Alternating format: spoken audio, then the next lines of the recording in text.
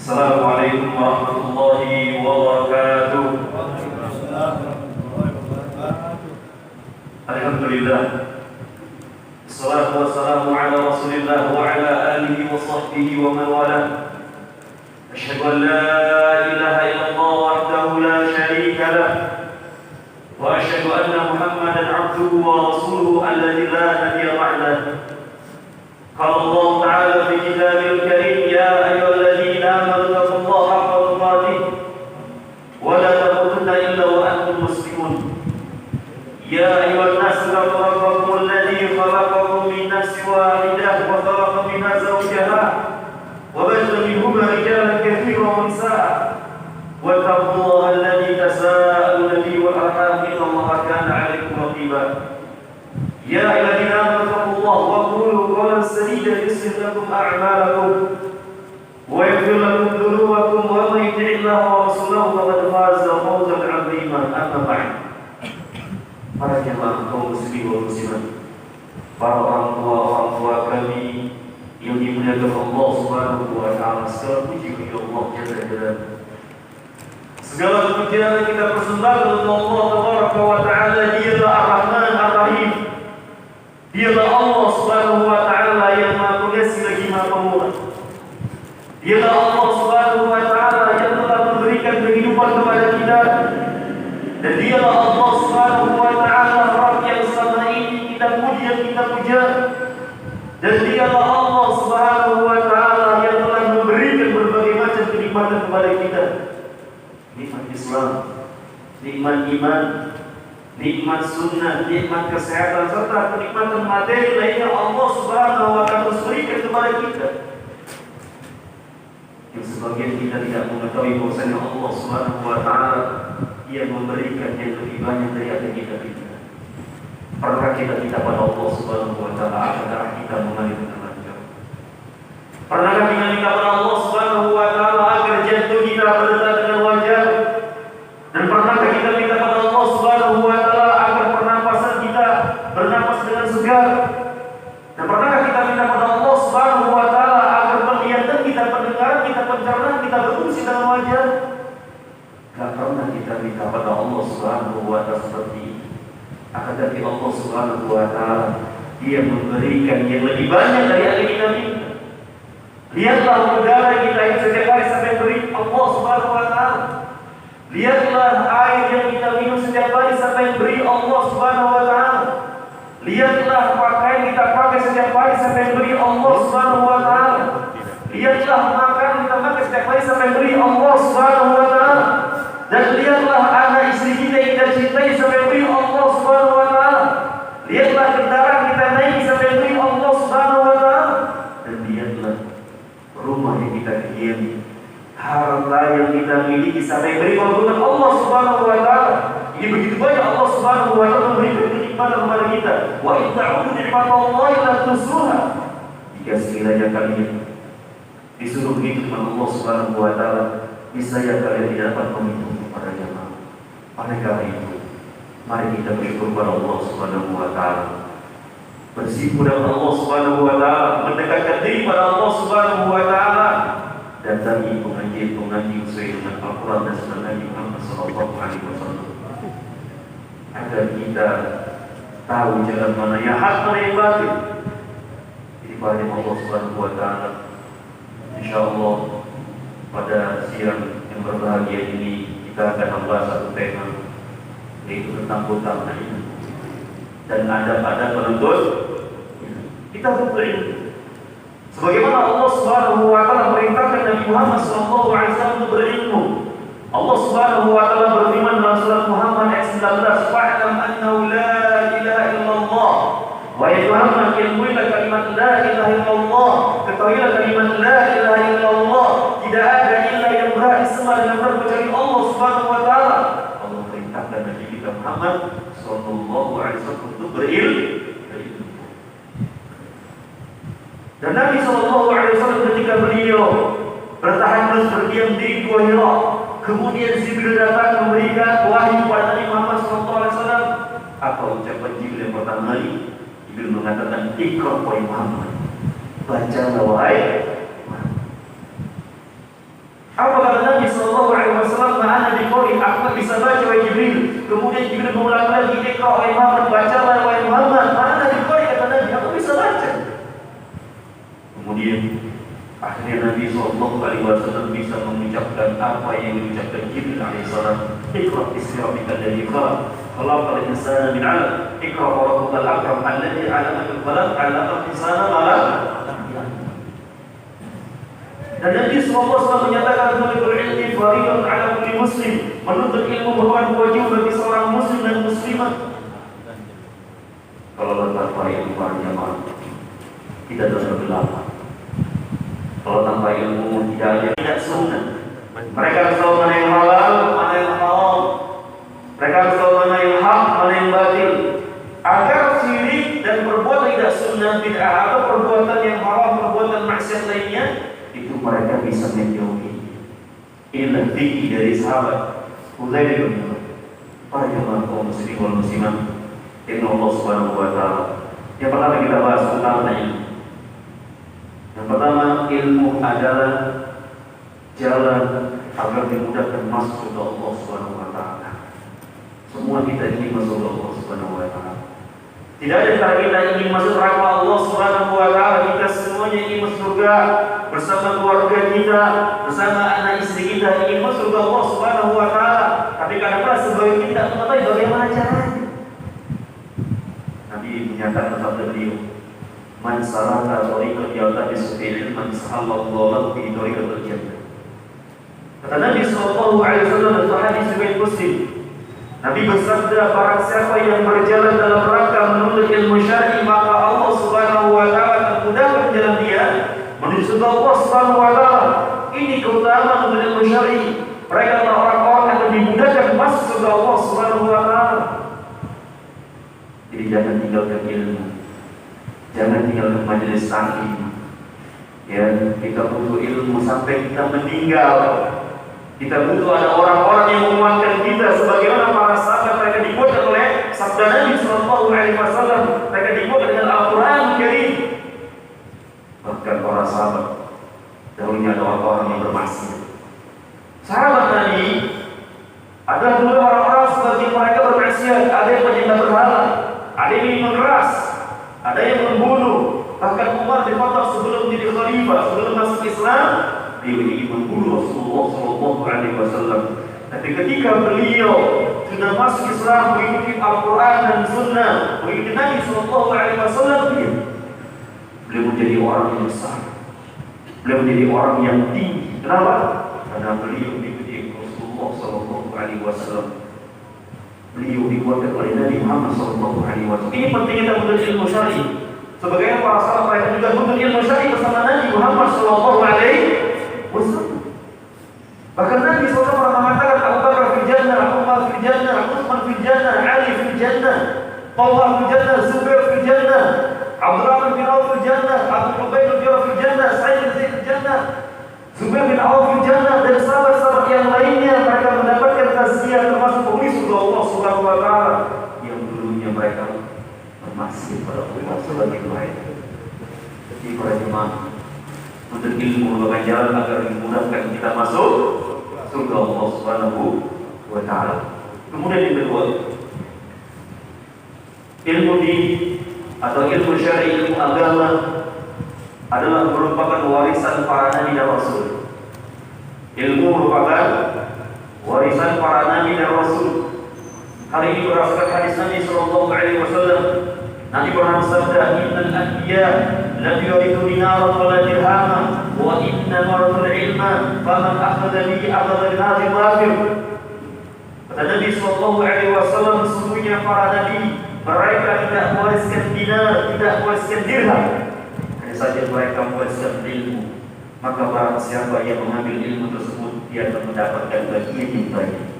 Hadis riwayat ini dan Abu Dawud. Dalam hadis ini para jemaah Allah Subhanahu wa taala, warisan para nabi dan rasul adalah ilmu agama, bukan harta, bukan dinar, bukan dirham, bukan dolar, bukan rupiah. Tapi warisan para nabi dan rasul adalah ilmu. Dan warisan Nabi kita Muhammad sallallahu alaihi wasallam adalah Al-Qur'an dan Sunnah. Nabi Sallallahu Alaihi Wasallam beliau meninggalkan ilmu di ilmu agama. Ini warisan Nabi kita Muhammad Sallallahu Alaihi Wasallam. Dahulu pada zaman Abu Hurairah, ketika Abu Hurairah beliau berjalan di pasar Madinah, kemudian beliau mengatakan kepada orang-orang kala itu, celakalah kalian, kenapa kalian masih di sini?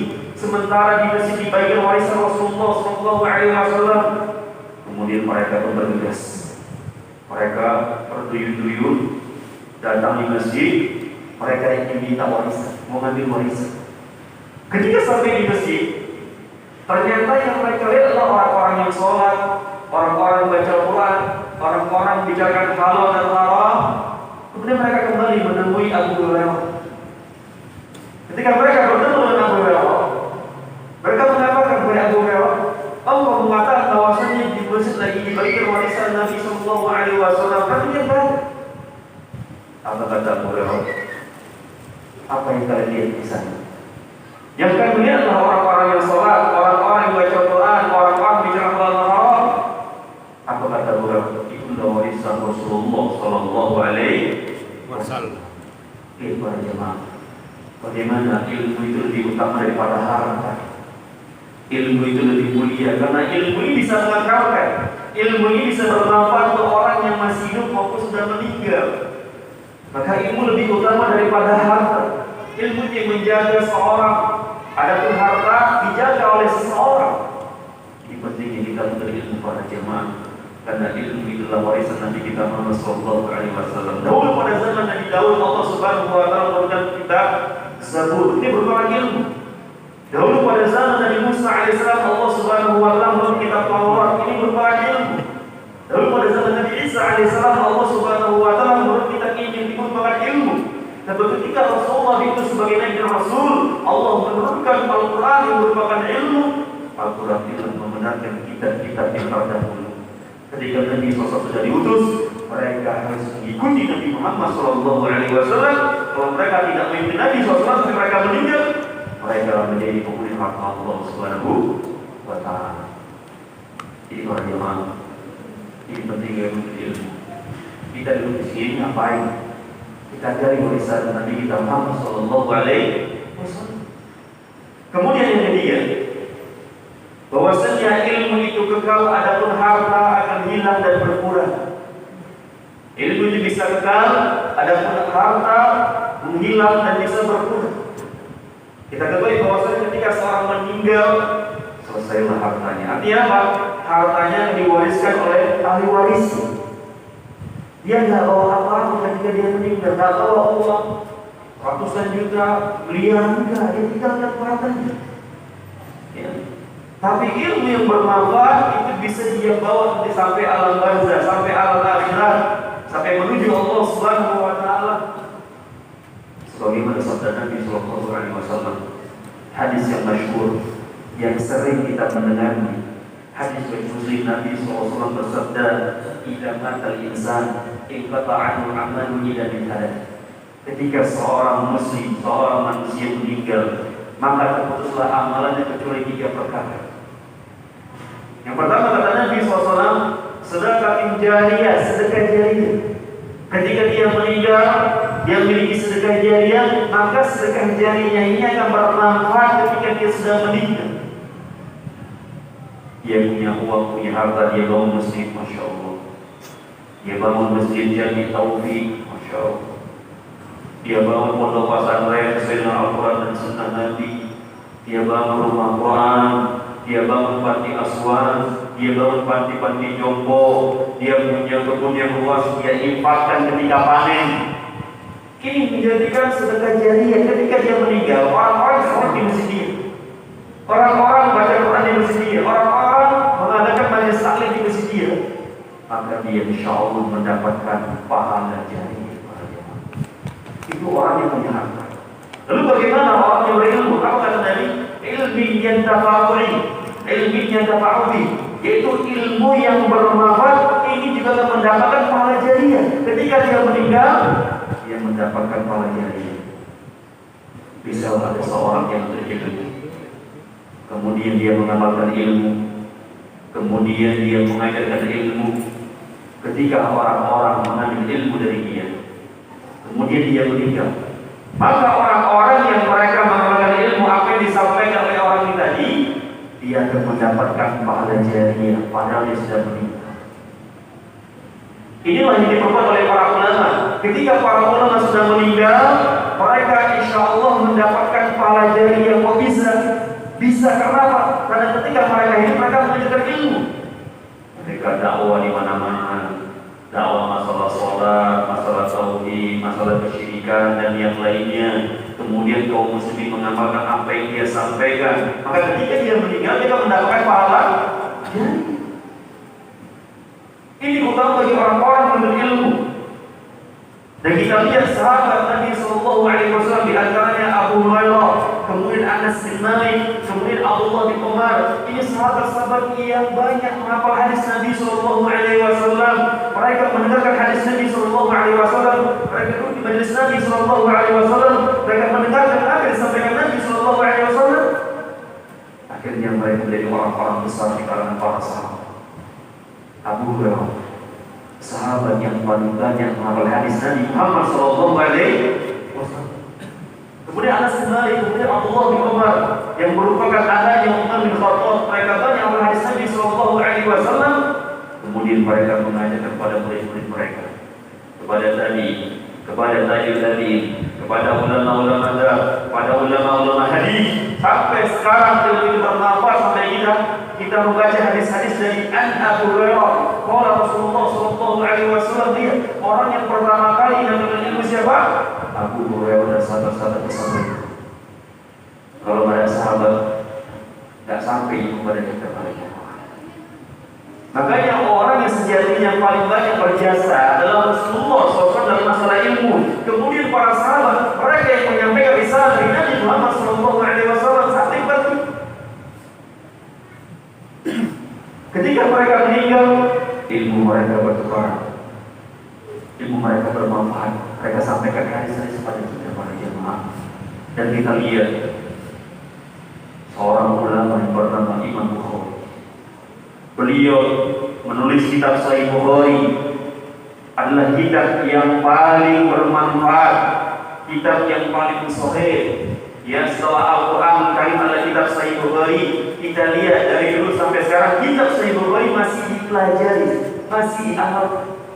Padahal orang yang mengumpulkan hadis sudah meninggal, tapi ilmunya bermanfaat sampai sekarang, ribuan tahun, bahkan mungkin sampai hari kiamat bermanfaat ilmunya. Ini keutamaan ilmu para jamaah.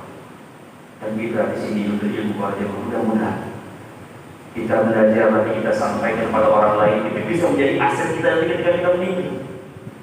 Ya, ini namanya pahala jariah, ilmu jariah. Ilmunya bermanfaat pada kaum muslimin, orang yang sudah meninggal. Jadi ilmu bisa mengekalkan, ada hartanya yang berkurang dan binasa.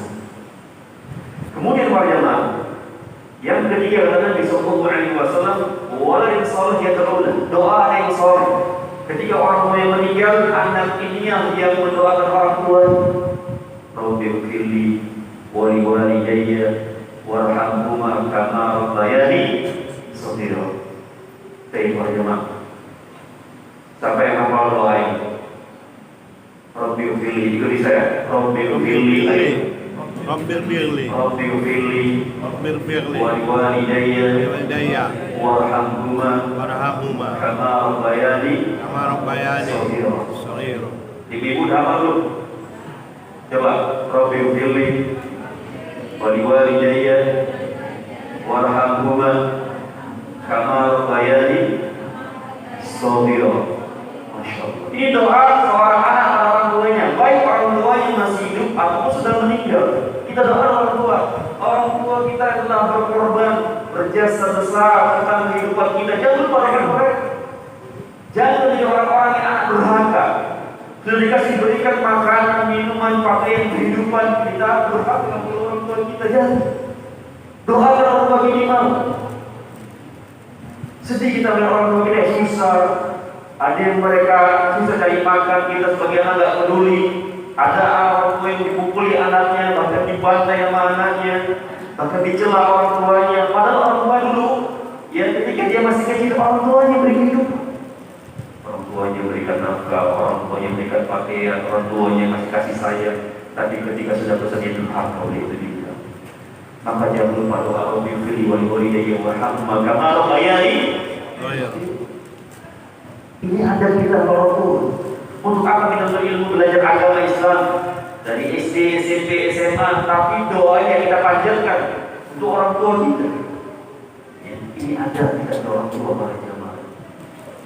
Kemudian yang berikutnya, bahwasanya ilmu agama atau ilmu din bagi orang-orang yang menuntut ilmu tersebut kita boleh hasad kepadanya. Maksudnya apa? Kita boleh bersikap iri, ingin seperti dia, berbuat kebaikan. Kata Nabi sallallahu alaihi wasallam, la hasada illa fitnatain. Tidak boleh hasad kecuali sama dua orang. Hasad di sini maksudnya bukan kita berbuat zalim, kita cela dia, kita pukuli dia, bukan. Tapi hasad kata Nabi sallallahu alaihi wasallam adalah hasad hifdhah. Kita ingin berbuat baik sama seperti dia. Yang pertama kata Nabi SAW, yaitu orang yang boleh dihasadi adalah orang memiliki harta, kemudian dia infakkan hartanya dalam Allah Subhanahu wa Ta'ala. Ini kita berhasad. Si bulan dia bangun masjid, dia bangun pondok pesantren, kita boleh ini. Aku ingin juga seperti si bulan, bisa bangun pondok, bisa bangun pondok pesantren, bisa bangun makam, bisa bangun masjid. Ya, ini namanya gitu. Allah Taala dalam kebaikan. Ya. Tapi kalau kita zalimi dia nggak boleh. Kemudian orang kedua kata Nabi Sallallahu Alaihi Wasallam adalah orang yang diberikan ilmu. Rajulun atahu Allah hikmatan, huwa yabdi biha wa ya'limuha. Yaitu orang yang diberikan ilmu, kemudian dia mengamalkan ilmu, kemudian dia mengajarkan ilmu, dakwahkan ilmu. Kita boleh hasad sama orang itu. Dia sebulan, masya Allah, dia punya ilmu, dia bisa berdakwah, dia bisa ngajari Al-Quran, dia bisa mengajari bahasa Arab, dia bisa mengajari ilmu-ilmu yang lainnya. Ketika dia meninggal, insya Allah dia akan mendapatkan pahala jarinya. Ilmunya bermanfaat. Ya. Ini keutamaan orang yang berilmu. Walaupun dia tak punya harta, tapi dia punya semangat berilmu. Kita lihat Abu Hurairah. Abu Hurairah miskin, tinggal di Masjid Al-Sufa, bahkan sampai merasakan mau pingsan ketika bersama Nabi Sallallahu Alaihi Wasallam berperang. Kita masya Allah kajian ada kue, ada roti. Alhamdulillah. Bahkan pengajian lain bisa makan lagi, masya Allah. Kita lihat bagaimana perjuangan para sahabat, mereka menahan penderitaan, kelaparan. Ya. Bahkan mereka adalah sahabat yang pernah ketika di Mekah makan dedaunan. Ketika para sahabat Muhajirin, mereka diboikot oleh orang musyrik Quraisy, mereka itu makan dedaunan para jemaah. Yang makan dedaunan. Kenapa? Karena nggak ada yang mau interaksi jual beli atau muamalah dengan mereka.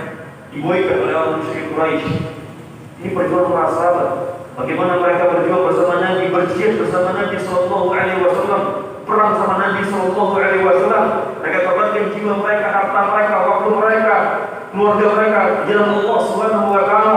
Kita lihat bagaimana Talha bin Ubaidillah ketika perang Uhud, dengan semangat yang beliau membela Rasulullah Sallallahu Alaihi Wasallam sampai jadi beliau putus melindungi Rasulullah Sallallahu Alaihi Wasallam. Apa kata Rasulullah Sallallahu Alaihi Wasallam? Man habba ayanzura ila syahid ala wajh al-ard ila syahid fanzur ila Talha bin Ubaidillah. Kata Nabi Sallallahu Alaihi Wasallam, barang siapa di antara kalian yang ingin melihat orang yang mati syahid, yang berjalan ke bumi Allah Subhanahu wa Ta'ala, kalian lihat Talha bin Ubaidillah. Dengan semangat yang beliau melindungi Rasulullah Sallallahu Alaihi Wasallam di perang Uhud. Beliau terkena tusukan yang banyak, sabetan yang banyak. Makanya Abu Bakar mengatakan pada hari itu, ketika perang Uhud, semuanya adalah harinya Talha bin Ubaidillah. Makanya Talha termasuk sahabat yang mendapatkan jaminan surga dari Rasulullah Sallallahu Alaihi Wasallam. Ini bagaimana perasaan? Kita belum sampai seperti itu. Kita belum mendapatkan penderitaan sebagaimana para sahabat mendapatkan dunia. Kita masih disuruh rumah sholat ke masjid. Kita masih disuruh pakai jilbab.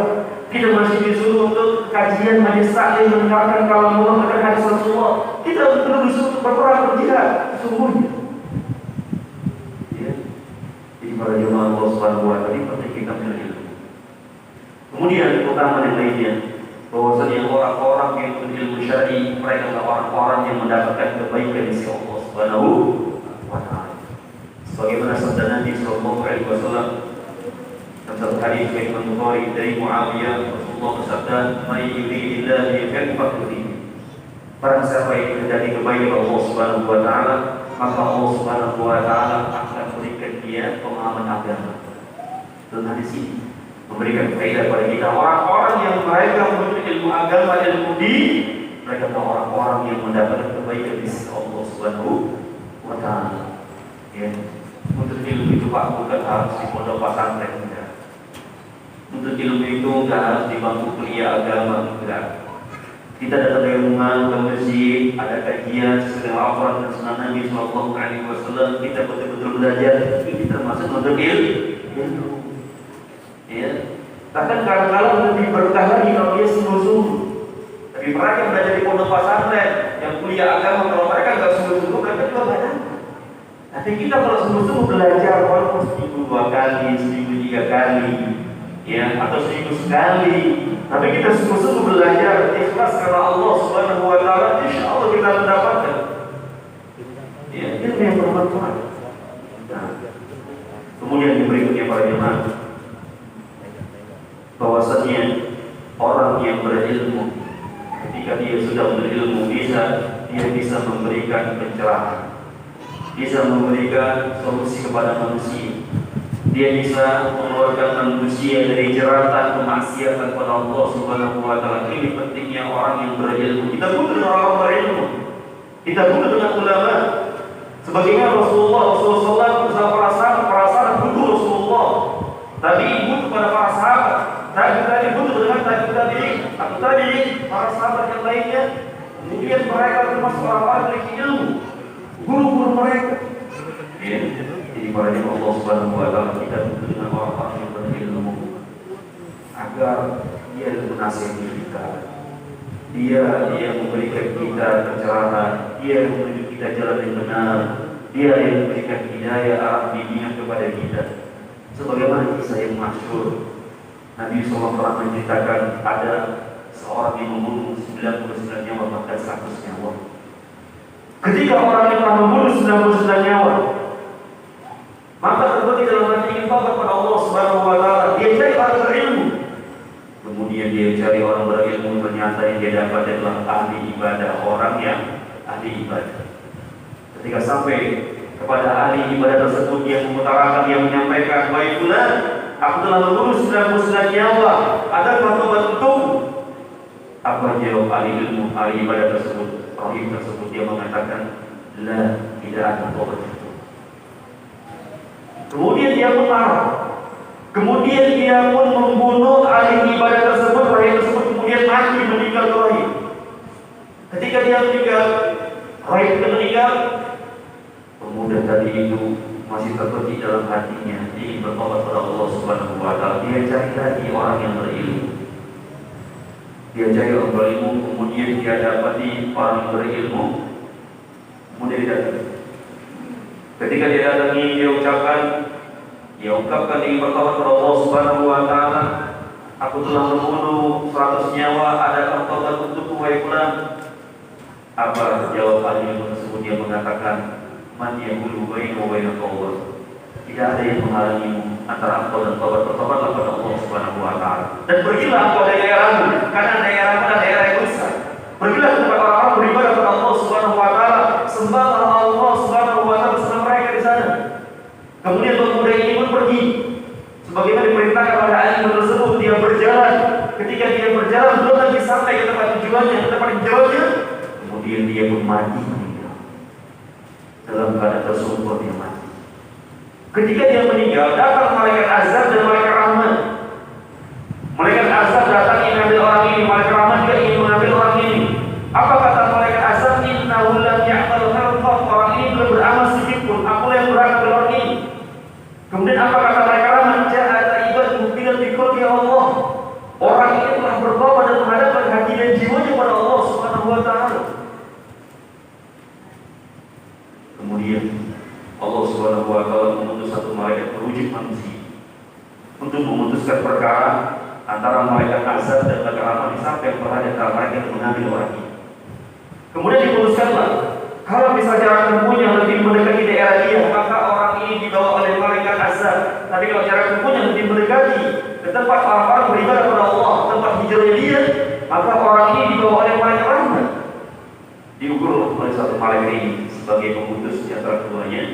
Ya, ketika diukur, yang diukur, masya Allah, ternyata jarak tempuhnya lebih mendekati ke tempat orang-orang beribadah kepada Allah Subhanahu wa Ta'ala, tempat hijrahnya dia. Maka akhirnya orang ini dibawa oleh malaikat rahmat. Dalam hadis ini para jemaah Allah Subhanahu wa Ta'ala menunjukkan kepada kita lihat perbedaan antara ahli ilmu dan ahli ibadah. Mana lebih utama, ahli ilmu atau ahli ibadah? Ahli ilmu.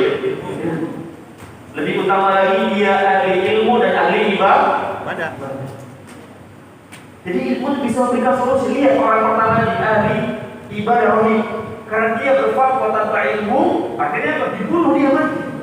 Tapi lihat ahli ilmu yang menyampaikan kebenaran tadi, tidak ada yang menghalangi mengangkat engkau dan taubat kepada Allah Subhanahu wa Ta'ala. Dia memberikan pencerahan, memberikan solusi kehidupan. Yang tadinya orang telah membunuh sampai senyawa, merupakan dosa besar, tapi ketika dia betul-betul hijrah, dia betul-betul taubat, diarahkan oleh orang berilmu tersebut, akhirnya Allah, orang ini diampuni Allah Subhanahu wa Ta'ala. Berkat apa? Berkat orang yang berilmu tadi di antara orang. Ini pentingnya. Pentingnya kita belajar. Pentingnya kita menyampaikan kebenaran pada orang lain. Ya. Kemudian para jemaah yang berikutnya, bahwasanya orang yang berilmu Allah angkat derajatnya, Allah tinggikan, Allah muliakan. Ya. Sebagaimana firman Allah Subhanahu wa Ta'ala surat Al-Mujadilah ayat ke-11. Allah Subhanahu wa Ta'ala berfirman, "Yarfa'illahu alladziina aamanu minkum walladziina utul ilma darajat." Allah akan mengangkat derajat orang-orang yang beriman di antara kalian dan orang-orang yang berilmu beberapa derajat. Jadi Allah Subhanahu wa Ta'ala angkat orang-orang yang berilmu. Allah tinggikan Rasulullah dengan ilmu beliau Al-Quran dan Sunnah. Allah tinggikan para sahabat karena mereka mengikuti Rasulullah Sallallahu Alaihi Wasallam.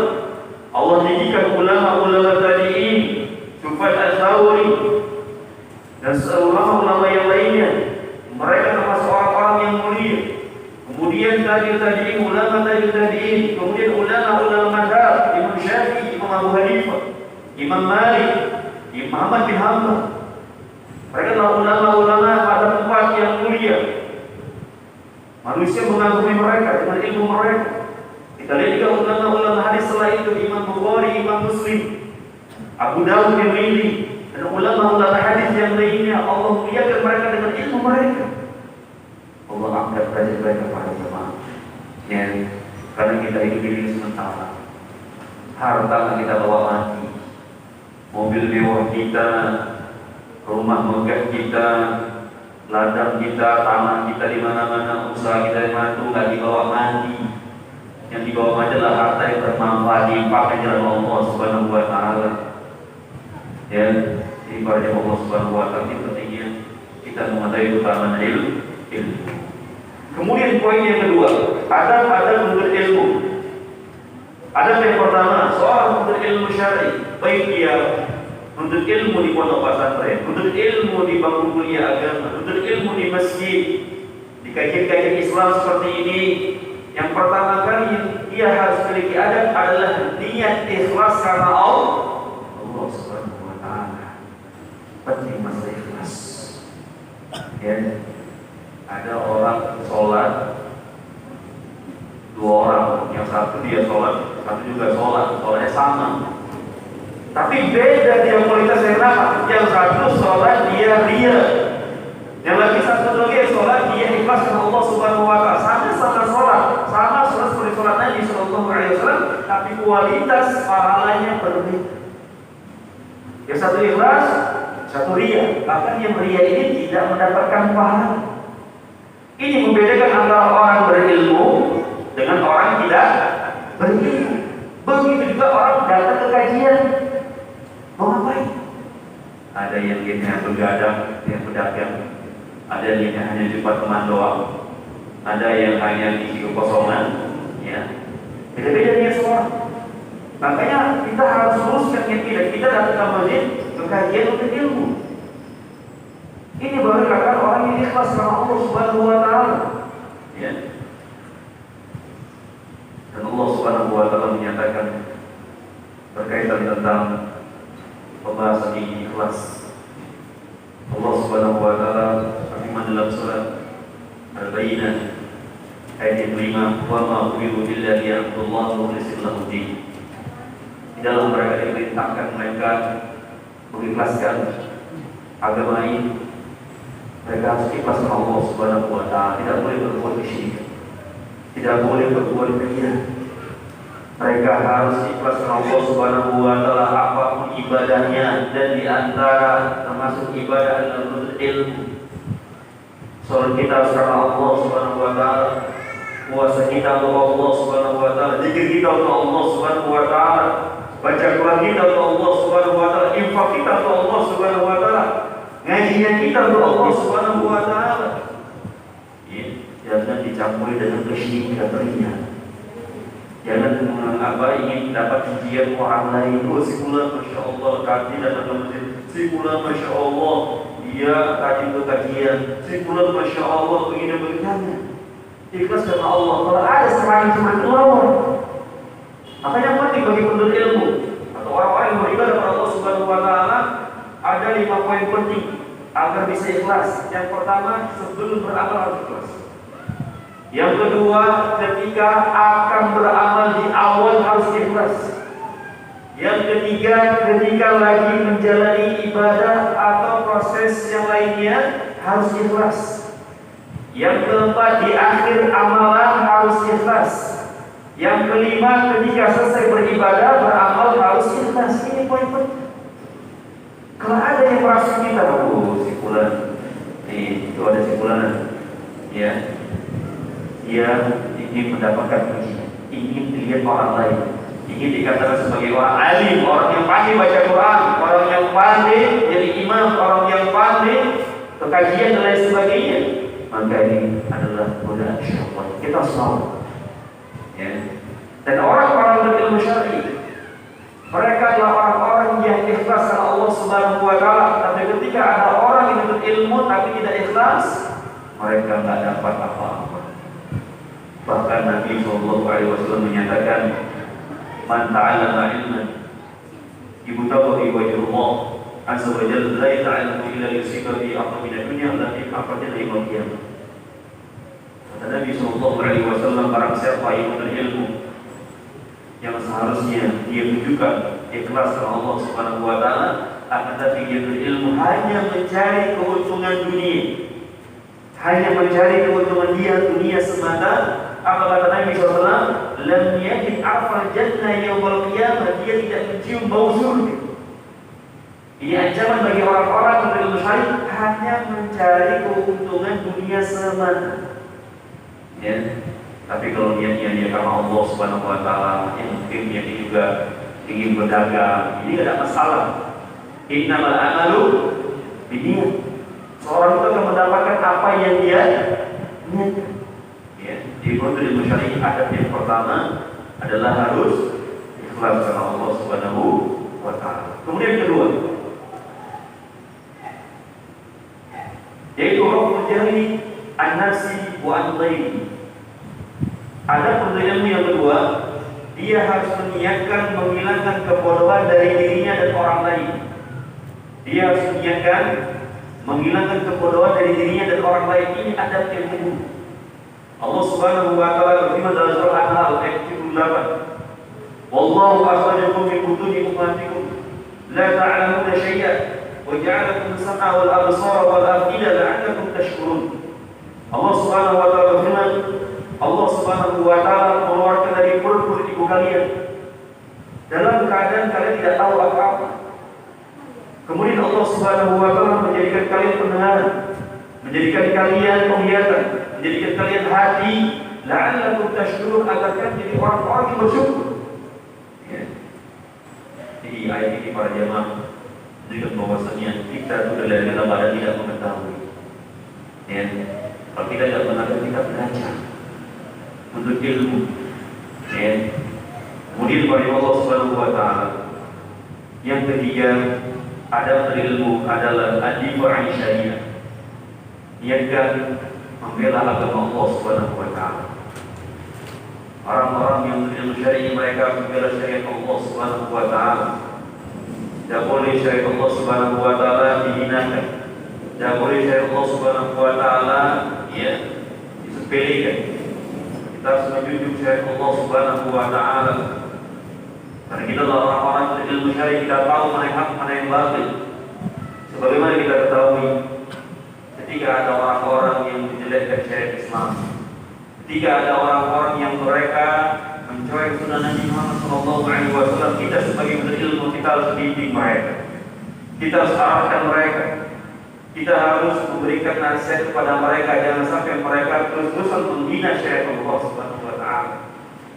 Ini pentingnya bagi para berilmu. Dia membela agama Allah Subhanahu wa taala, membela agama Rasulullah sallallahu alaihi wasallam, membela sunnah-sunnah Rasulullah sallallahu alaihi wasallam. Kemudian yang keempat, al-amru ar-rabi rahabat as-sadri di masa ini. Adab yang keempat, berlapang dada ketika jadi khilaf perbedaan di antara para ulama. Kita sering melihat ada perbedaan di antara para ulama. Kalau masalah-masalah akidah ini tidak boleh lagi dipertentangkan. Tapi kalau masalah-masalah fikih, masalah ibadah, ada hal-hal yang masih boleh ditolerir. Yang jadi khilaf di antara para ulama, ya, contoh sebutkan oleh Syekh Muhammad bin Taimiyah rahimahullah, seperti orang yang sholat ketika habis ruku dia sedekah. Ya. Dia disubuh, dia sedekah. Ya. Ulama menyatakan ini dibolehkan. Ulama lain mengatakan tidak boleh habis ruku dia sedekah, tapi pakai besar. Ini adalah para ulama mutabar. Ya. Ulama-ulama Hijaz, ulama Madinah, Mekah, mereka mengamalkan hadis Nabi Shallallahu Alaihi Wasallam dari sahabat, yang mana diperintahkan orang-orang ketika sholat bersedekah. Mereka mengambil hadis ini, ya, Nabi Shallallahu Alaihi Wasallam pernah menyatakan, "Kana nas yu'maruna yadha'u rajulu yadahu al-yumna ala dhira'ihi yusra fi shalah." Dari Sahl bin Sa'ad dia mengatakan, manusia diperintahkan untuk meletakkan tangan kanan di atas tangan kiri ketika sholat. Inilah jadi dalil hujah bagi ulama-ulama yang menyatakan habis dari ruku sedekah. Ulama yang mengatakan enggak. Kalau misalnya habis dari ruku, ya insya seperti biasa semula. Karena semula itu seperti kita sholat. Kita mau sholat kita salat dulu baru Allah Akbar sedekah. Awalnya kan insya, ya apa ya kalau menjulurkan tangan ke bawah gitu. Ini hilaf kata para ulama. Jadi khilaf yang muktabar, kita sebagai penuntut ilmu syar'i harus berlapang dada. Ya, berlapang dada. Kalau ada kawan-kawan kita, ikhwah kita mengamalkan pendapat yang pertama sedekah ketika disuruh, biarkan mereka ada yang biarkan. Kalau ada pendapat, begini pendapat kedua, tidak sedekah ketika disuruh, sudah biarkan. Mereka juga ada ulama yang mereka ikuti. Ada ulama yang menjadikan hujjah. Mereka juga memiliki dalil-dalil masalah ini. Ini penting bagi para penuntut ilmu agar tahu bagaimana bersikap ketika ada khilaf di antara para ulama. Ya. Jangan ketika kawan kita ikut pendapat ini kita bersemi. Hari masalah khilaf para ulama. Beda masalah dengan akidah, masalah kesyirikan ini beda lagi. Masalah usul al-sunnah wal jamaah ini beda sikapnya. Tapi kalau masalah-masalah seperti itu yang kita para ulama masih dibolehkan, maka kita tak boleh betul-betulkan, ya, saling mentahdir, ya, boleh saling membunuh, saling memukul, jangan. Ini berarti kita belum dewasa dalam menyikapi perbedaan para ulama. Kemudian pada Allah Subhanahu wa taala, adab yang kelima, al-amal bil-ilmi. Penuntut ilmu hendaknya dia beramal dengan ilmunya. Ya. baik secara ibadah, secara akidah, secara akhlak dan adab dan muamalah. Mereka harus mengamalkan ilmu yang telah sampai pada mereka. Contohnya ilmu bagaimana adab bertetangga. Kita nggak boleh menghina tetangga, kita harus memuliakan tetangga, kita harus jadi orang-orang yang baik. Kemudian ketika kita muamalah, misalnya berdagang dengan saudara-saudari kita muamalah yang bagus. Jadi kita beli barang, kita bayar, jangan sampai barang sudah sampai kepada kita nggak bayar, jadi hutang nggak bayar. Jadi kita punya ilmu, kita amalkan ilmu itu. Jangan ketika sudah sampai ilmu kepada kita, tapi kita alami dulu. Jumpa orang, ada senyumnya, ada salam. Kemudian kalau ngobrol, ceritai orang lain, dibagi terus. Jadi ilmu yang selama ini kita pelajari kayaknya seperti tidak berkah, kurang hikmah kata Bapak Ketua tadi. Jadi penting kita harus mengetahui ilmu itu diamalkan. Kemudian pada Allah Subhanahu wa Ta'ala yang keenam,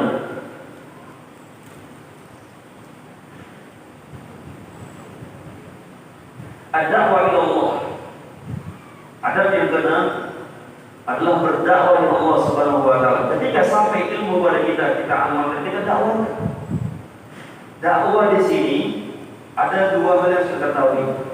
Dakwah yang dia memang betul-betul seorang juru dakwah yang paham betul tentang ilmu agama Allah Subhanahu wa Ta'ala, baik masalah akidah atau masalah ibadah yang lainnya. Mereka berdakwah dengan ilmu mereka. Sebagaimana para ulama mereka berdakwah dengan ilmu mereka.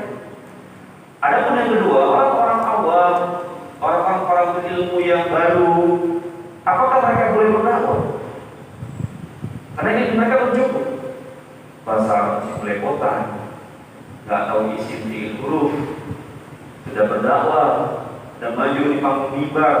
Apa boleh? Kalau mereka sanggup, mereka boleh berdakwah sesuai kemampuan mereka, tidak lebih. Kemudian juga bagi orang-orang awam yang mereka sudah belajar kajian, misalnya mendengarkan ilmu, mereka sampaikan sesuai dengan apa yang mereka tahu saja. Tidak mesti mereka berdakwah menyampaikan hadis-hadis Nabi, tidak, karena mereka tak paham juga hadis Nabi SAW, tapi mereka minimal dakwah sesuai dengan kadar kemampuan mereka. Contohnya apa? Kita ke masjid di warung kumpul nih, ada orang dulu di warung, naik kamu sholat yuk masjid dia ngajaran dakwah dan sholat ke masjid. Ibu-ibu misalnya jalan di warung misalnya, bu pakai jilbab bu ibu-ibu lagi belanja, jumpa kawan-kawan lamanya atau tetangganya pakai jilbab, sampaikan. Itu dakwah juga teman. Nyampaikan kembali kepada orang lain sesuai dengan kesanggupan. Tapi orang-orang yang duduk di majelis ilmu, orang-orang yang mereka duduk di mimbar, mereka harus orang-orang betul-betul berilmu. Bukan sembarangan mereka duduk, bukan. Kalau mereka duduk di situ, di mimbar-mimbar atau di podium-podium atau di majelis-majelis seperti ini, mereka butuh ilmu yang kuat. Bukan orang-orang sembarangan. Kalau orang sembarangan nanti bisa jadi apa yang disampaikan malah salah dan bisa menimbulkan kemudaratan. Jadi pahami dulu. Jadi kita dakwah sesuai kemampuan kita. Kalau kita jawab cuma bisa, yuk sholat yuk pak, yuk masjid yuk kita ikut kajian yuk, itu minimal. Atau ibunya ngatakan pada kawan-kawannya, pakai jilbabnya. Mungkin dia ada jilbab, yuk pakai jilbab sayapnya ini jilbab mama saya masih ada. Ini kan dakwah. Mungkin besar kajian dari WA, medsos, media, kita share, tidak mau. Cuma kita share juga harus lihat marojinya, rujukannya apa. Jangan sebagai share kita ternyata banyak hadis-hadis dhaif, mungkar, hadis-hadis palsu kita share, kita bisa tenang. Sesuai kemampuan kita saja. Daripada Allah Subhanahu wa Ta'ala dakwah ila Allah, dakwah. Ayatun adalah yang diilmi Allah Azza wa Jalla. Yad'u fi kulli munasabatin masajid. Jadi dakwah itu bukan hanya di masjid saja. Di kantor bisa dakwah, di tempat kerja bisa dakwah, di pasar bisa dakwah, tempat dagang bisa dakwah, ya di mana-mana bisa dakwah. Tidak harus duduk di masjid seperti ini. Dakwah itu luas, bukan hanya di masjid saja, tapi kita jumpa di luar juga para orang-orang kita bisa berdakwah. Kemudian ada yang ketujuh, yaitu al-hikmah, dakwah dengan hikmah. Ya. Jangan kita berdakwah tanpa hikmah. Nabi SAW ketika Nabi di masjid ada Arab Badui masuk masjid, dia masuk ke cingkir di masjid. Kemudian para sahabat ingin menghalangi Arab Badui ini. Dengan Rasulullah, jangan, biarkan dulu, biarkan dia kencing sampai selesai. Ya. Dia kemudian Nabi SAW para sahabat tergerak ingin menghalangi Arab Badui ini. Kemudian ketika dia sudah kencing, baru ada yang masih ini. Lihat bagaimana sikap orang Nabi SAW penuh dengan hikmah. Rasulullah tak salah kejar dia tangkap, tidak. Tapi apa? Dibiarkan dulu sampai dia selesai kencing, barulah Rasulullah ingatkan. Ini hikmah dalam berdakwah. Ya.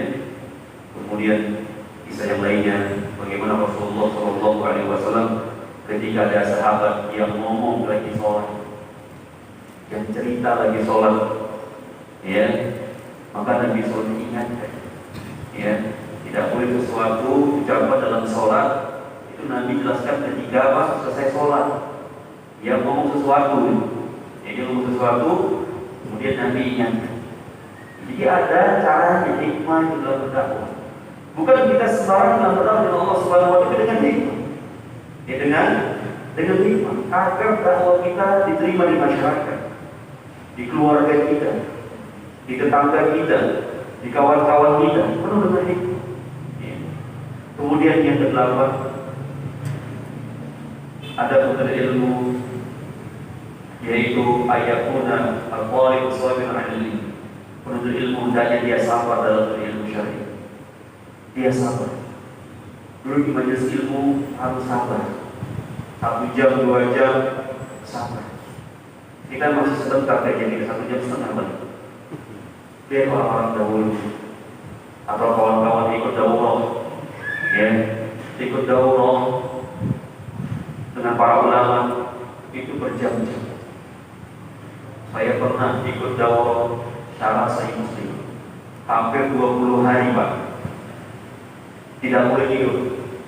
Maksudnya tidak boleh tidur dalam halaqah.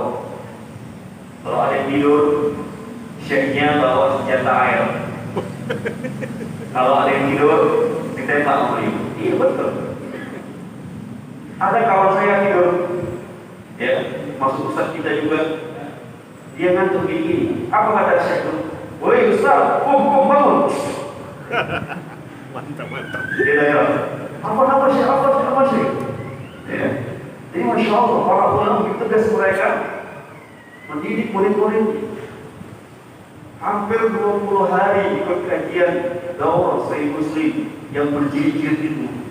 Kita nggak boleh tidur di majelis, nggak boleh. Kemudian syekhnya itu ketika selesai daurah, beliau buat soal. Soalnya itu kalau dijawab bisa jadi satu buku seperti ini. Kitab seperti ini. Jadi kita mau apa-apain? Ya. Disiram di tembak itu, ditidur tembak itu. Kita benar seperti itu. Ya. Saya pernah juga ikut daurah Sahih Bukhari, dan saya dapat sanad itu yang dari Bukhari sampai, ya, daurah tersebut saya dapat. Itu daurahnya tak boleh tidur. Walaupun kita hanya mendengarkan saja, ada yang baca, mendengarkan, tak boleh tidur. Jadi gini saja, daurahnya itu tiap hari, ya. Istirahat paling siang sama malam aja, terus daurah terus, berarti berat perjuangan. Ya. Maka pentingnya kita itu apa? Sabar untuk ilmu syar'i. Sabar. Gak mungkin Imam Syafi'i jadi seorang Imam Syafi'i kalau dia nggak sabar ilmu, betul kan? Gak mungkin ulama Imam Malik seperti Imam Ahmad, Imam Abu Hanifah, Imam Bukhari Gak mungkin jadi ulama kalau mereka gak sabar. Mereka terus pelan-pelan belajar bertahun-tahun, 20 tahun, baru mereka mengajarkan ilmu. Sabar. Ya. Kemudian yang ke-9, ihtiram ulama wa takdir. Seorang berilmu syar'i mereka harus memuliakan ulama mereka. Mereka harus memuliakan ustaz-ustaz mereka. Mereka harus memuliakan muallim-muallim, guru-guru mereka, agar ilmunya berkah. Ya, jangan kita katakan ulama-ulama yang tidak sudah ambil ilmu dari, walaupun memang namanya manusia nggak ada yang maksud, ulama juga nggak maksud, pasti ada jatuh kesalahan, ada. Tapi kita lihat apa kesalahannya itu sampai merusak akidah kaum muslimin. Apakah kesalahan hanya kecil saja sampai kita mentahdirnya? Kita lihat dulu kesalahannya apa. Dan kalau dia sudah wujud, alhamdulillah. Kita semuliakan guru-guru kita, ulama-ulama kita. Dari mereka kita mengambil ilmu. Ya, saya Masya Allah, ketika saya di majlis Masjid Nabawi, seperti Syekh Abdul Muhsin Al-Abbad, ini ulama hadis di Madinah, di Masjid Nabawi, sampai sekarang masih hidup. Kemudian anaknya Syekh Abdul Razak, kemudian Syekh Sulaiman, ulama-ulama Madinah, kemudian ulama-ulama Mekah seperti Syekh Walid Abbas. Saya duduk sama mereka itu, jarang kita lihat mereka itu mencela bulan dan bulan. Bagaimana ada mereka dalam majlis kita perhatikan, Masya Allah luar biasa. Yang mereka sampaikan ilmu terus. Kita lihat ada mereka bagaimana dalam majlis ilmu luar biasa. Ya, kita baru lagi sebentar sudah bisa tahdir. Baru lagi sana sebentar sudah bisa tahdirnya. Ya, boleh bertahdir, boleh. Nabi pernah mentahdir sahabat. Ketika ada sahabat Ka'ab bin Malik tidak ikut perang Tabuk, Nabi SAW mentahdir Ka'ab bin Malik dan para sahabat yang lainnya yang ikut perang Tabuk kala itu. Tapi tahdir, memberi peringatan, ya boleh. Ya, tapi kita harus lihat masalah mana mudah. Ya, ini penting bagi para penuntut ilmu dan yang mereka yang memuliakan ulama-ulama mereka. Kemudian yang ke-10 para jemaah, tamasuk di kitabillah wa sunnah. Penuntut ilmu harus mengikuti, berpegang teguh dengan Al-Quran dan Sunnah Nabi Muhammad SAW. Nabi SAW bersabda, "Alaikum bisunnati wa sunnati khulafa'ir rasyidin al-mahdiyyin min ba'di." Ikutilah sunnahku dan sunnah khulafa'ir rasyidin al-mahdiyyin yang mendapat petunjuk, tamasuk biha. Dan ambillah sunnah tersebut dan gigitlah sunnah tersebut dengan ikhram kami. Jadi kita disuruh mengikuti sunnah Nabi SAW dan mengikuti sunnahnya para sahabat Nabi ila manhaj. Bagaimana metode para sahabat beragama bersama Rasulullah, itulah kita amalkan. Dan kita harus mengikuti Al-Quran karena Al-Quran ini tidak terlepas dari sunnah. Inna hadzal Quran yahdi lillati hiya aqwam. Allah Subhanahu wa taala berfirman dalam surah Al-Isra ayat ke-9, sesungguhnya Al-Quran ini adalah jalan yang menuju yang lurus. Diikuti Al-Quran dan Sunnah Nabi SAW. Al-Quran dan Sunnah bisa dilepaskan. Al-Quran dan Sunnah ini seperti dua sayap burung. Kata Syekh Muhammad ini. Ya. Kalau misalnya burung punya satu sayap, burung itu bisa terbang. Dia punya sayap sebelah kiri, nggak punya sayap sebelah kanan, maka dia terbang ke burung. Atau dia punya sayap sebelah kanan, nggak punya sayap sebelah kiri, maka burung nggak bisa terbang. Inilah Al-Quran dan Sunnah tidak bisa dilepaskan. Kalau nggak ada salah satunya, nggak jalan ke agama. Makanya Al-Quran yahdi ila sunnah, wa sunnah tufasir Al-Quran. Al-Quran membutuhkan sunnah dan sunnah menafsirkan Al-Quran. Ya. Jadi para jemaah Allah Subhanahu wa taala, ikuti Al-Quran sunnah Nabi SAW dan manhajnya para salafus saleh, manhajnya para sahabat. Karena para sahabat ini paling tahu betul apa yang diamalkan oleh Rasulullah. Mereka paling tahu betul ketika wahyu turun pada Nabi Muhammad SAW. Dan jangan kita beragama di luar dengan amalan-amalan mereka. Kemudian yang ke-11,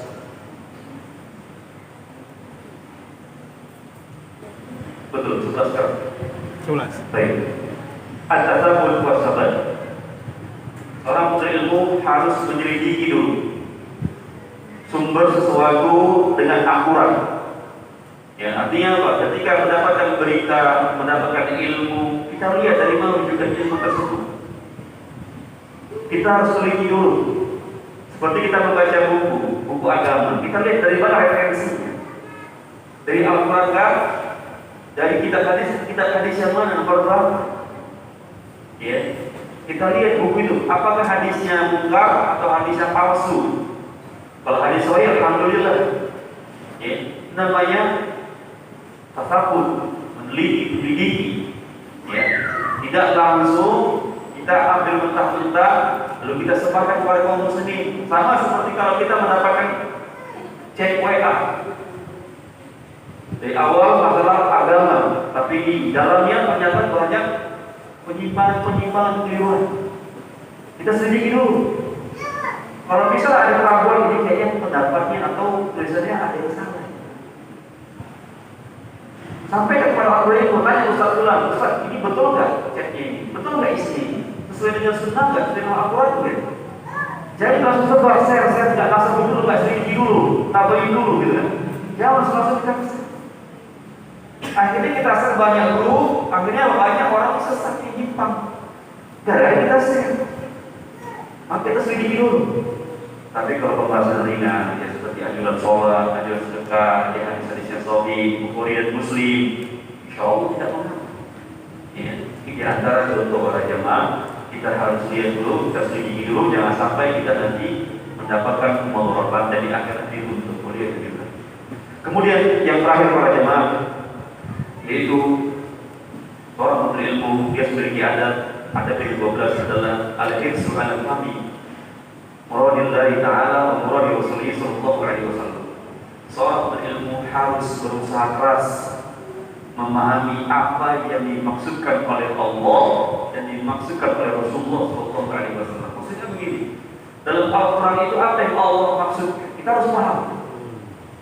Dalam hadis-hadis Nabi sallallahu alaihi wasallam apa yang dimaksud beliau kita harus paham. Tentunya memahami Al-Quran dengan tafsirnya. Jangan kita tafsir Al-Quran sesuai dengan kehendak kita, jangan. Itu namanya ra'i, pendapat kita. Ya. Tapi tafsirkan dia dengan dalil juga. Makanya Imam Ibnu Katsir menyatakan cara menafsir Al-Quran dengan Al-Quran. Kalau ada Al-Quran dengan Al-Quran, Al-Quran dengan sunnah dan hadis. Hadis sahih. Kalau ada hadis-hadis Nabi, maka Al-Quran dengan pendapat atau ucapan para sahabat. Kalau tidak ada ucapan para sahabat, Al-Quran dengan bahasa Arab itu sendiri. Ini cara menafsir Al-Quran. Jadi apa yang Allah inginkan, apa yang Allah maksud, kita mengetahui. Begitu hadis Nabi Sallallahu Alaihi Wasallam, kita baca hadis, kita harus tahu ini maksudnya hadis Nabi Sallallahu Alaihi Wasallam. Ada hadis-hadis yang mudah dipahami, ada hadis-hadis yang terkadang sulit dipahami bagi orang awam, kecuali para ulama dan para penuntut ilmu. Ya. Jadi seperti kita harus mengetahui apa yang dimaksud, tujuan yang Allah maksudkan dan apa yang dimaksudkan oleh Rasulullah SAW dan apa yang beliau inginkan. Maka kita harus memahami konflik, yaitu ilmu dan pemahaman. Ada orang berilmu tapi dia nggak paham. Ada orang yang paham tapi dia nggak berilmu. Lebih bagus mana orang berilmu dan dia paham. Demikian Pak Jemaah, mudah-mudahan apa yang kita sampaikan ini bermanfaat. InsyaAllah kita akan bertemu pada kesempatan berikutnya. Dan terima kasih kepada Bapak BKM, Sekretaris BKM sudah mengundang kita, sudah membolehkan kita kajian di sini. Pada ikhwah sekalian semuanya terima kasih. Jazakumullah khairan. Mudah-mudahan apa yang kita sampaikan bermanfaat. Dan kita semuanya ingin masuk surga Allah Subhanahu wa taala dengan ilmu syar'i. Mudah-mudahan Allah mudahkan kita masuk surga. Amin Allah. Amin. Mungkin ada yang bertanya, satu dua pertanyaan. Kalau ada yang bertanya, saya bertanya. Assalamualaikum. Pertanyaan Ustaz. Kita perintahkan untuk menuntut ilmu syar'i. Tapi dari kenyataannya, baik dari pusat sampai ke daerah, orang-orang yang mempelajari ilmu syar'i ini terjadi perpecahan, beda. Mau dijelaskan apakah yang terjadi penyebabnya terjadi perpecahan? Di antara yang menyebabkan perpecahan kaum muslimin beda pemahaman satu dalil. Ya. Kenapa mereka berpecah? Karena mereka berbeda dalam menyikapi satu dalil atau beberapa permasalahan agama. Akhirnya mereka pecah. Lalu bagaimana solusinya? Allah Subhanahu wa taala perintahkan kita untuk mengikuti Allah dan Rasulnya, ikuti Al-Quran dan hadis Nabi Sallallahu Alaihi Wasallam. Ati Allah, ati Rasul. Wa ulil amri minkum. Jadi ikuti pemerintah dan para ulama di sini yang hak, ya, pemerintah dan ulama yang hak ikut.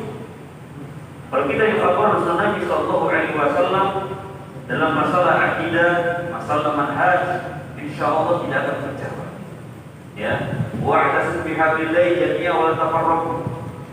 Ya, dan berpegang dengan tali Allah Subhanahu wa taala, jangan pecah belah dengan Allah Subhanahu wa taala. Kita bersatu masalah akidah manhaj. Namun masalah-masalah fikih, masalah ibadah ini masih ada perbedaan para ulama. Jadi kita harus tapak dada menyikapi. Kita bahas ini. Ya. Jika jadi perpecahan, permasalahan, perdebatan, khilaf antara para ulama, masalah-masalah agama, fikih, masalah ibadah ini masih ditolerir. Namun masalah-masalah manhaj, masalah-masalah akidah ini tidak bisa lagi ada perpecahan bersama kita semua. Ya. Dan beberapa perpecahan di antaranya beda pemahaman. Artinya apa? Memahami beda satu dalil atau satu permasalahan. Akhirnya pecah. Coba kita dudukkan dengan para ulama kita dan kita berlapang dada. Ya, insya Allah kita akan berusaha menerima. Tapi ketika ada perpecahan, kita masing-masing ego yang tinggi, tidak mau menerima kebenaran, itu susah. Ini pecah terus. Tidak mau bersatu. Tapi kita lapang dada, ini yang benar kata ulama, ini yang benar kita mesti. Jadi ikuti Al-Quran dan Sunnah Nabi Sallallahu Alaihi Wasallam dengan pemahaman para sahabat. Insya Allah mudah-mudahan kaum muslim bersatu. Ini demikian sudah masuk wajah. Kita pada pertemuan berikutnya. Subhanallah wa bihamdika, asyhadu an la ilaha illa anta, astaghfiruka wa atubu ilaik. Wassalamualaikum warahmatullahi wabarakatuh. Waalaikumsalam warahmatullahi wabarakatuh.